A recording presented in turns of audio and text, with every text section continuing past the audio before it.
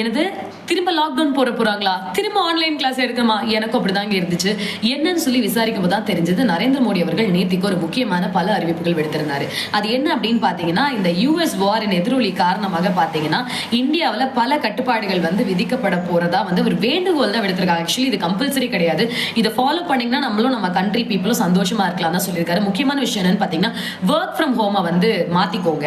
Maximum சில companies work from home கொடுத்துருங்க. School reopening அப்புறம் கூட ஸ்கூல்ல கூட ஆன்லைன் கிளாஸஸா மாத்திருங்கன்ற மாதிரி சொல்லியிருக்காங்க. அப்புறம் மக்கள் பாத்தீங்கன்னா உங்களோட பிரைவேட் டிரான்ஸ்போர்ட் யூஸ் பண்றதை கொஞ்சம் கம்மி பண்ணிட்டு கொஞ்சம் பப்ளிக் டிரான்ஸ்போர்ட்டா இருக்கக்கூடிய பஸ், மெட்ரோ இந்த மாதிரி கொஞ்சம் டிரான்ஸ்போர்ட்லாம் யூஸ் பண்ணிக்கோங்க.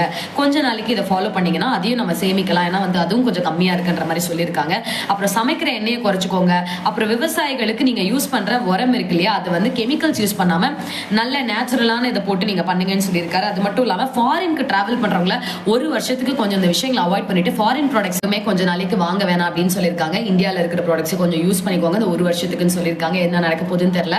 கொஞ்சம் சேவிங்ஸ் நம்ம அதிகப்படுத்தணும்னா கொஞ்சம் ஃபியூச்சர் பத்தின கவலை இல்லாம இருக்கலாம். பார்க்கலாம் என்ன நடக்குதுன்னு சொல்லிட்டு. See you guys.